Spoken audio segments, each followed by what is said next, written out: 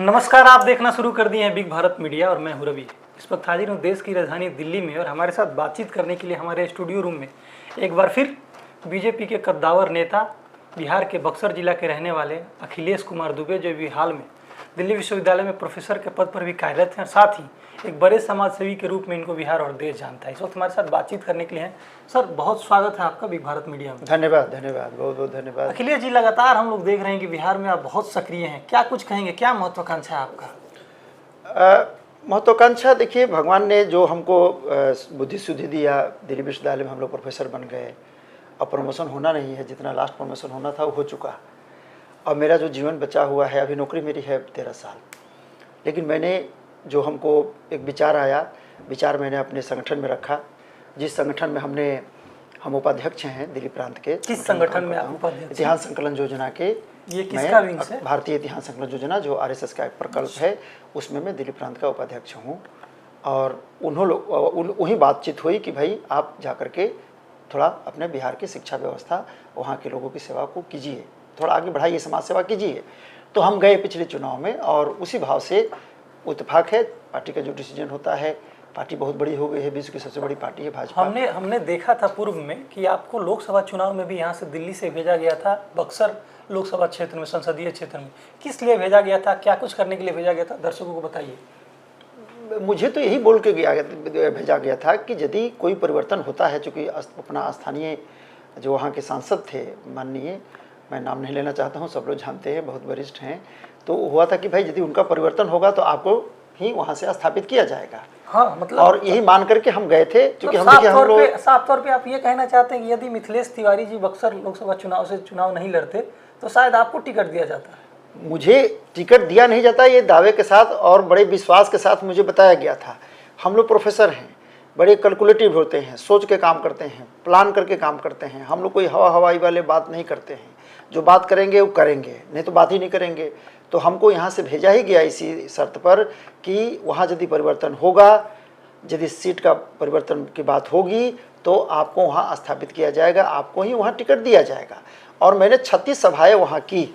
अपने 6 विधानसभा में घूम घूम करके मैं ही एक ऐसा अकेला आदमी हूँ। अब बक्सर में अभी कोई बक्सर भूला हुआ नहीं है, ना भारत के मानचित्र से अलग हुआ है, ना वहाँ के लोग अलग हुए हैं। आप किसी मंडल अध्यक्ष से पूछिए कितना। आपके साक्षात्कार से पहले हमने आपका एनालिसिस किया, जब हम आपके रिपोर्ट के विषय में स्टडी कर रहे थे, तो हमने देखा कि आप दिल्ली में रहने के बावजूद भी बक्सर लोकसभा से काफ़ी जुड़े हुए हैं। हमने पिछले दिनों आंकड़ा देखा, आपने हर एक साल आप देखते हैं कि हर एक साल आप पैसे खर्च करते हैं अपने लोकसभा क्षेत्र। हर एक साल नहीं खर्चा करते हैं, हर एक महीने में मैं जाता हूं समाज सेवा के लिए। आजकल जब मुझे छुट्टी मिलती है तो एक पैर मैं बक्सर में ही रखता हूं, क्योंकि मेरी जन्मभूमि है वहाँ। मैं ही एक आदमी था वहाँ। आप इसको बिल्कुल ठीक से पता करा लीजिए, मैं दावे के साथ, जिम्मेदारी के साथ ही बात कर रहा हूँ कि जो मैं वहाँ के स्थानीय, वहाँ का जन्म है मेरा बक्सर का। मैंने 12वीं की शिक्षा मैंने वहीं से लिया है, साइंस में। MB कॉलेज बक्सर, महर्षि विश्वामित्र कॉलेज बक्सर से मैंने 12th की पढ़ाई भी किया है।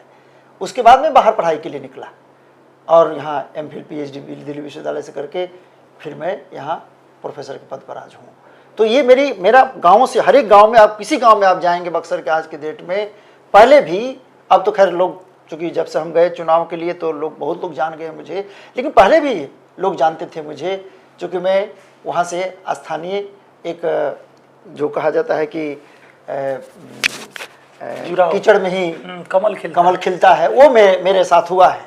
जो भी लोग हमको देखते हैं, मानते हैं, बड़ी खुश होते हैं मेरे से। जहाँ भी मैं गया सभा करने, मिलने लोगों को, मैं 1 बजे रात में रोज घूम के आता था और मेरी लगातार यात्रा चली। कोई गांव नहीं है जो मैं नहीं गया। अच्छा अखिलेश, और जो लोग वहाँ कैंडिडेट थे, आप उन लोगों से कभी पूछिएगा कि कितनी सभा वो लोग किए थे, कितने लोगों से मिले थे। एक बात बताइए अखिलेश जी, जब राजनीतिक रूप से इतने आप सक्रिय हैं, आपको दिल्ली से लोकसभा चुनाव लड़ने के लिए भी भेजा गया था। लगातार लोग कयास भी लगा रहे थे कि अखिलेश कुमार दुबे जो हैं वो बक्सर लोकसभा चुनाव से सीट से चुनाव भी लड़ सकते हैं। अभी बिहार में लोकतंत्र का महापर्व होने वाला है, बिहार में विधानसभा चुनाव है। क्या अखिलेश कुमार दुबे बिहार के बक्सर के किसी विधानसभा सीट से बीजेपी के प्रत्याशी हो सकते हैं? अभी 9 तारीख की बात है, 9 जुलाई की बात है ये। 9 जुलाई को मैंने एक सांगठनिक चर्चा के लिए अपने सारे मंडल अध्यक्ष जो बक्सर जिला के हैं उनको बुलाया था। उसमें 90% लोग आए, कुछ लोग कहीं बाहर उनके पहले से एंगेजमेंट था, लेकिन 17 लोग आए, 17 मंडल अध्यक्ष एक साथ हमारे साथ आए आपसे मिलने। क्या सांगठनिक चर्चा थी, इसी चुनाव को लेकर के चर्चा थी। मैंने स्पष्ट रूप से कहा कि आप लोग शाहाबाद के विकास के लिए, बिहार के विकास के लिए काम कीजिए, बक्सर के तो आप लोग हैं ही, क्योंकि अभी आने वाला समय में चुनाव आने वाला है और ये चुनाव बहुत बड़ा चैलेंजिंग काम है, क्योंकि हम लोग ये चाहते हैं कि भाजपा के नेतृत्व में वहाँ सशक्त सरकार बने। क्योंकि मैं 35 साल से मैं खुद देख रहा हूँ कि मेरे साथ जो लोग पढ़ते थे, आज भी आई एम सॉरी टू से वो लोग सफ़र कर रहे हैं। हम लोग को भगवान की कृपा, माता पिता का आशीर्वाद, बक्सर की भूमि का आशीर्वाद, बिहार की भूमि का आशीर्वाद कि हम लोग वहाँ से अपना पढ़ाई कर लिए, यहाँ दिल्ली विश्वविद्यालय में आकर कि आज प्रोफेसर बन गए। नहीं तो वहाँ की जो शिक्षा व्यवस्था है, वहाँ की जो स्थिति है, जो चली है, अभी जो नीतीश जी जब से आए हैं, माननीय नीतीश जी, उसके बाद से तो सुधार हुआ है, लेकिन उसके पहले जो स्थिति थी वो मुझे बताने की जरूरत नहीं है, वो सबको पता है कि उसके पहले क्या स्थिति थी। वहाँ पढ़ाई को लोग जीरो समझते थे, पढ़ाई का कोई ध्यान नहीं है, स्वास्थ्य का कोई ध्यान नहीं है, कानून व्यवस्था का कोई ध्यान नहीं है। तो ये आखिर जो अच्छे लोग, हम एक बहुत बड़े आदमी से बात किया, ये 3 साल पहले की बात है। मैं वहीं से मेरे दिमाग में आया कि नहीं, अब मातृभूमि की सेवा अपनी करने की जरूरत है। हम लोग को संगठन में तो हम लोग 15 साल से काम कर रहे हैं, इस प्रकल्प पे मैं 15 साल से काम कर रहा हूँ, ऐसा मैं नया आदमी नहीं हूँ। लेकिन हम लोग का काम जानते ही हैं कि संगठन में क्या होता है, संगठन में अपना काम करना है, दिखाना नहीं है। कि जहाँ बैठे आप दिल्ली में भी हमने बहुत काम किया, बनारस में भी हमने माननीय मोदी जी के लिए हम 10 दिन रहे वहाँ। अच्छा, दिल्ली में एक बहुत बड़ी समस्या से बिहार और पूर्वांचल के लोग जूझते हैं, आप इस चीज़ को मानते हैं कि नहीं, ये तो आप ही बताएंगे। लेकिन उससे पहले हम ये जानना चाहेंगे कि बिहार में एक बड़े नेता, इनको बीजेपी का बी टीम भी कहा जा रहा है, प्रशांत किशोर, आप जानते हैं प्रशांत किशोर? प्रशांत किशोर बक्सर के ही रहने वाले हैं, मैं जानता हूँ, अच्छी तरह से जानता हूँ उनको। संभावना देख रहे हैं आप? और प्रशांत जी मेहनत कर रहे हैं बिहार में, अच्छा उन्होंने अब एक नया अपना विचार के तहत आए हैं। सफलता उनको कितनी मिलेगी नहीं मिलेगी मैं नहीं जानता हूँ। मैं तो ये कहना चाहता हूँ कि जो उनका विचारधारा के साथ वो काम कर रहे हैं, वही विचारधारा तो हमको लग रहा है भाजपा का है, उनको भाजपा के साथ मिलकर काम कर लेना चाहिए। विपक्ष तो लगातार इस बात का आरोप लगा रहा है कि प्रशांत किशोर जो है वो भाजपा के बी टीम है। मैं ये इसमें कुछ नहीं बोल पाऊंगा कि बी टीम है कि ए टीम है, लेकिन उनकी जो विचारधारा है वो चाहते हैं कि बिहार का कुछ हो। भाजपा भी यही चाहती है कि बिहार के लोगों का भला हो। तो हम ये विचारधारा तो मुझे मिलती जुलती दिखाई देती रही है। जो प्रशांत जी चाह रहे हैं वही हमारा भी आइडियोलॉजी से हम कर रहे हैं कि भाई बिहार के लोगों का भला हो, कानून व्यवस्था हो, रोजगार मिले, शिक्षा मिले, स्वास्थ्य मिले, ये वो चाह रहे हैं। वो तो रोजगार पर ही बात करते हैं। मैं बार-बार तो ये भी कह रहे हैं कि पिछले 100 सालों से, पिछले 50 सालों से आपकी सरकार है, वर्तमान में भी राज्य और केंद्र दोनों में आपकी सरकार नहीं, हमारी सरकार बिहार में नहीं थी, ये तो बिहार की बात हो रही है। वर्तमान में है? हाँ, वर्तमान में है, मैं मानता हूँ। फिर भी प्रवासी मजदूर जो है, हम चाह रहे हैं कि हमारी सरकार वहाँ सशक्त सरकार बने।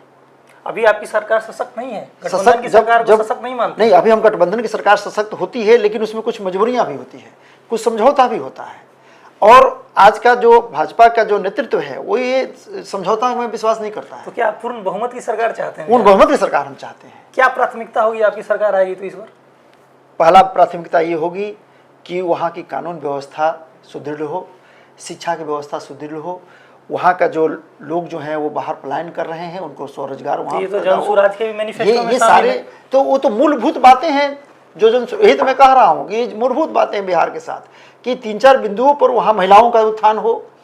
किसानों की खेती को हम क्यों नहीं उसको औद्योगिकीकरण का दर्जा दे रहे हैं जो और देश में हुआ। आज भी हमारे किसान जो हैं वो टेक्नोलॉजी को नहीं फॉलो कर पा रहे हैं। बिहार में अभी भी पुराने ढंग से कृषि हो रही है, खेती हो रही है। तो ये सब विचार होना चाहिए। शासन तंत्र को लाठी तंत्र मानते हैं आप? मैं उदाहरण भी दूंगा आपको। हाल ही में एक बीपीएससी प्रोटेस्ट हुई थी बिहार में, आप जानते होंगे, बहुत व्यापक रूप से हुई थी। इसमें छात्रों ने यह आरोप लगाया था कि बिहार में एक बड़ी अनियमितता राज्य सरकार के द्वारा आयोजित परीक्षा में हुई थी। छात्रों ने विरोध भी किया, तकरीबन 3 महीने तक वो आंदोलन चला था, जिसमें पुलिस के द्वारा, स्थानीय प्रशासन के द्वारा भी लाठी चला था। एक तरफ बिहार के मुख्यमंत्री इस बात की दावा करते हैं कि बिहार में सुशासन की सरकार है, वहीं दूसरी तरफ छात्र कहते हैं कि नहीं, लाठी तंत्र की सरकार है। क्या कुछ कहेंगे, कैसे देखते हैं इसको? नहीं, छात्रों को हित में तो मैं तो पूरा जीवन ही मैं तो छात्र को ही अपना शक्ति मानता हूँ। चाहे वो विश्वविद्यालय का छात्र हो, चाहे मैं पैनल पर इंटरव्यू लेता हूँ IAS PCS का, चाहे उस व्यू से मैं बात करूँ, तो छात्र ही मेरी शक्ति हैं। आज मेरे शिष्य हैं पूरे देश में, IAS भी हैं, PCS भी हैं, SDM भी हैं, डिप्टी SP भी। बिहार में तो बहुत ज़्यादा हैं, चूँकि हमने उसमें कुछ मुखर्जी नगर में रह के काम किया है। बच्चों को घर पर भी बुला लेता हूँ, काउंसलिंग करता हूँ उनका। तो मुझे लगता है कि छात्रों पर लाठीचार्ज करना ये बिल्कुल ही नाजायज़ बात है, ऐसा नहीं होना चाहिए। चाहे किसी की भी सरकार हो, वो हमारी युवा शक्ति हैं। युवा शक्ति को हम समझा सकते हैं, उनको ठीक से बता सकते हैं, उनकी काउंसलिंग कर सकते हैं, उनकी समस्याओं को सुनना चाहिए, बताना चाहिए प्रशासन को, ये ज़रूरी है ये सब चीज़ें। एक हाइपोथेटिकल क्वेश्चन ले लेते हैं, यदि आप भविष्य में बिहार की मंत्री बन के आते हैं, किसी मंत्रालय की जिम्मेदारी आपको दी है, क्या आप छात्र हितों को लेके बड़ी फैसला लेंगे? क्या कुछ कहेंगे? देखिए, मंत्री हम बनेंगे नहीं बनेंगे उसको हमको चिंता हमने पहले बोला हाइपोथेटिकल क्वेश्चन। हाँ, और वो उतना हम लोग महत्वाकांक्षी नहीं है। भगवान ने बहुत बड़ा विश्वविद्यालय में प्रोफेसर बना दिया, ये मुझे लगता है कि सबसे बड़ी पोस्ट हम मानते हैं इसको। आप ही के पार्टी के एक प्रोफेसर राजनाथ सिंह इस देश के रक्षा की जिम्मेदारी संभाले हैं, वो भी तो बड़े अच्छा काम कर रहे हैं। उनके बारे में तो हम हमारे सम्मानित हैं, इतना अच्छा काम कर रहे हैं देश में। आज कहीं भी कोई समस्या आती है तो हमारे माननीय रक्षा मंत्री को ही, राजनाथ सिंह जी को ही खोजा जा रहा है। सब जगह वो हमारे समन्वयक के काम कर रहे हैं। इससे बड़ी बात क्या है देश में? उन्होंने सरकार को बांध के, पूरा विपक्ष को और सरकार को एक समन्वय सेतु का काम करते हैं वो, ये बहुत बड़ी बात है। ये उनका जो कद है, उनका जो विचार है, वो तो सर्वोच्च है, सर्वोत्तम है। उनको तो हम लोग बहुत मानते हैं, बहुत अच्छा उनका विचार है। और उस तरह की, इसी तरह के लोगों को मैं चाह रहा हूँ। हमारे माननीय प्रधानमंत्री मोदी जी का भी यही संकल्प है। उनको इतनी परख है लोगों का कि वो छोटे लोगों को भी बात उतनी ही सुनते हैं, बड़े लोगों की बात भी उतनी ही सुनते हैं। ये बहुत खास बात है उनकी। मैं व्यक्तिगत रूप से उनको थोड़ा समझा है कि वो एक छोटे लोगों से भी बात करेंगे जो बिल्कुल पढ़े लिखे नहीं है, उनसे भी बड़े ध्यान से सुनते हैं वो क्या बोल रहे हैं। ये प्रधानमंत्री जी की एक बहुत बड़ी उनकी खासियत है वो, और उससे भी वो सीख लेते हैं। ऐसे नहीं वो आज विश्व के बड़े नेता बने हुए हैं, और जो जहाँ भी जाते हैं उनको लोग कहते हैं कि हाँ भाई नेतृत्व है उनका, एक मैंने विराट पुरुष का रूप में दिखाई देते हैं। तो वो जो भाव है उनको पता है। समस्या ये है कि उन तक बात नहीं जाती है बहुत सारी। उन तक बात यदि पहुंचती है ना, तो अच्छे लोगों को तो खोज रहे हैं, अच्छे लोगों की जरूरत भी है। और स्पेशली जहाँ तक बिहार की बात है, मेरे को एक बहुत बड़े आदमी ने कहा कि यदि अच्छे लोग, समझदार लोग, पढ़े लिखे लोग समाज सेवा के व्यू से यदि बिहार में नहीं जाएंगे तो जो राज करने वाला है, चाहे 8वां पास हो 7वां पास हो, उसको राज करने दीजिए। क्यों बोलते हैं उसको? फिर उसको कोसते क्यों हैं? जब आपको दिल्ली में बैठना है, मुंबई में बैठना है, दुबई में बैठना है, बैठ के अपना ऐश कीजिए, राज कीजिए, उद्योग चलाइए, या अपना ब्यूरोक्रेसी में काम कीजिए, बन जाइए। बिहार में जो वहाँ है वो राज करेगा। सीधा फॉर्मूला है, लोकतंत्र की व्यवस्था है भाई। जिसकी सरकार बनेगी वो मंत्री बनेगा, चाहे वो 7वां पास हो 8वां पास हो। इसीलिए मेरा मानना है, मानते हैं कि बिहार के राजनीति में इंटेलेक्चुअल लोगों की आवश्यकता है। एकदम ये 100%, 100 नहीं, मेरी जिम्मेदारी के साथ कह रहा हूँ कि वहाँ पर ऐसे ही लोगों की जरूरत है जो इनका इमोशनल इंटेलिजेंस बहुत हाई लेवल पर हो। ऐसे लोग यदि वहाँ जाएंगे तो विकास जरूर होगा। इसमें आप अपने को कहाँ देखते हैं अखिलेश जी? मैं इसी भाव से तो मैं गया हूँ। लोग कहते हैं कि आप वहाँ जातिवाद है, वर्ग है, जाति वर्ग में बटा हुआ है बिहार। मैं कहता हूँ कि नहीं भाई, जब कोई आदमी, अच्छे लोग वहाँ नहीं जाएंगे, लोगों को समझाएंगे नहीं, अपनी बातें नहीं रखेंगे, तो बिहार का भला कैसे होगा? अच्छा, हमने देखा सब लोग हम लोग कोठी में बैठे हुए हैं। हमने देखा था कि जो पूर्व में लोकसभा चुनाव हुआ था, बक्सर से मिथिलेश तिवारी जी जो सांसद बने, उसमें भी आपकी अतुलनीय भूमिका थी, अहम भूमिका थी। क्या कुछ आपने किया था उनके चुनाव में? वो सांसद वो चुनाव तो लूज कर गए वो, लेकिन हम लोगों ने, हमको यहाँ से हमको टिकट नहीं मिला। देखिए कैसी हमारी भाजपा पार्टी है और संगठन हमारा है कि मुझे टिकट नहीं मिला। उसके बाद जब हम दिल्ली आए, जब हमारी बैठक हुई, समीक्षा बैठक हुई हमारी संगठन के साथ, हमारे राष्ट्रीय संगठन सचिव के साथ, तो उन्होंने सीधा कहा कि आपने इतना पैसा खर्चा किया है अपने चुनाव में, मोदी जी के नाम पर जाकर के और भी कुछ खर्चा कीजिए और जाकर उनका प्रचार कीजिए, मिथिलेश तिवारी जी का। अब मैं पहला आदमी हूँ कि माननीय प्रधानमंत्री मोदी जी की सभा थी वहाँ, उसके पहले मैं 1 सप्ताह पहले से बक्सर में था, और उस दिन भी मैं, अभी भी रिकॉर्ड में है, उस दिन भी सभा स्थल पर ही 9 बजे मैंने लोगों से, बक्सर के लोगों से आह्वान किया, प्रेस कॉन्फ्रेंस किया सभा स्थल पर कि मोदी जी माननीय आ रहे हैं, उनका आशीर्वाद आप लीजिए, उनको सुनिए, उनके विचारों को आप अपने जीवन में लाइए। ये मैंने वहाँ से बोला है। आप सोचिए ऐसा कौन आदमी होगा? जितने टिकट लेने वाले थे तो कोई जाकर के कोई निर्दलीय लड़ने लगा, कोई जाकर के डिसिडेंट बन गया, कोई जाकर के कुछ बन गया। ये हम लोग ट्रेनिंग का पार्ट नहीं है। बक्सर लोकसभा का एक और लोकप्रिय चेहरा है जो पूर्व में IPS भी रहे हैं असम कैडर में, इन्होंने भी वहाँ से चुनाव लड़ा था, लेकिन अभी जनसुराज पार्टी में जुड़े थे। जनसुराज छोड़ के वो फिर से भारतीय जनता पार्टी का दामन थामना चाहते हैं। लगातार कह रहे हैं कि हमने आईपीएस का नौकरी इसलिए नहीं छोड़ा कि हम जन स्वराज में सेवा करें। अब कैसे देखते हैं, क्या वो जानते हैं? मैं जानता हूँ, अच्छी तरह से जानता हूँ। कहीं एक दो बार हमारी मुलाकात भी हुई है कहीं किसी सोशल गैदरिंग वगैरह में। लेकिन देखिए, राजनीति इस व्यू से नहीं किया जाता है कि आज हम एक्स पर हैं, कल वाई पर जाएंगे, कल जेड पर जाएंगे, ऐसे राजनीति नहीं होती है। दूसरा ये है कि आपको मैं शुरू में ही बताया कि एक मैं ही आदमी था कि जो वहाँ स्थानीय टिकट के रूप में मैं गया था, जिसका जन्मभूमि है वहाँ, जो 12वीं तक पढ़ा भी है वहाँ। गांव के एक एक आदमी को मैं जानता हूँ। बक्सर के संसदीय क्षेत्र के कोई गांव नहीं है जहाँ मुझे लोग नहीं जानते हैं, और वहाँ के लोगों को मैंने भला नहीं किया है, चाहे डायरेक्ट प्रत्यक्ष रूप से। दिल्ली में रह के पूर्वांचल वासियों का, बिहार वासियों का भी सेवा करते हैं, खूब करते हैं, क्योंकि यहाँ पूरे देश का करता हूं। तो आपको चुनाव लड़ना नहीं है, फिर क्या मकसद? यहाँ चुनाव ये निष्ठा यहाँ हमारी कर्मभूमि है, वहाँ हमारी जन्मभूमि है, तो निष्ठा हमको अपनी जन्मभूमि की सेवा करना है। ये समाज सेवा का निष्ठा आपके अंदर कब से है? ये समाज सेवा का निष्ठा जो हमने बिहार की जब दशा दिशा देखा, जो 3 साल पहले 4 साल पहले हम लोग की एक बैठक हुई थी, कहीं हम लोग सारे हमारे दोस्त लोग थे, तो यही हम लोग की चर्चा हुई कि यदि अच्छे लोग बिहार में सेवा करने के लिए नहीं जाएंगे, बुद्धिजीवी हो, चाहे कुछ अपने को समाज सेवी के रूप में कुछ करना चाहते हैं, कुछ उनको विजन है, कुछ बिहार के लिए, देश के लिए कुछ करना चाहते हैं, तो फिर आखिर नहीं जाएंगे तो करेगा कौन?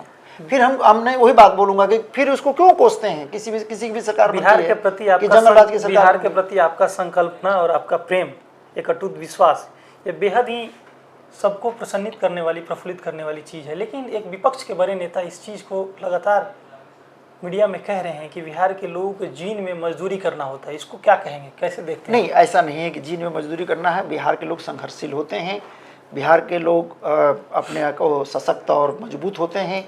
वो जहाँ भी बिहार के बारे में जो मैं मानता हूँ कि बिहार के जो व्यक्ति है, या पूर्वांचल उसको कह लीजिए, वो धान का पौधा होता है, उसकी बीज कहीं लगती है और फल और लहलहाता कहीं और है। ये बिहार के साथ और पूर्वांचल के लोगों के साथ लागू है। ये धान का पौधा का आप समझ होंगे, बीज कहीं लगाया जाता है, उखाड़ के कहीं और उसको रोपा जाता है, जो रोपनी बोलते हैं हम लोग।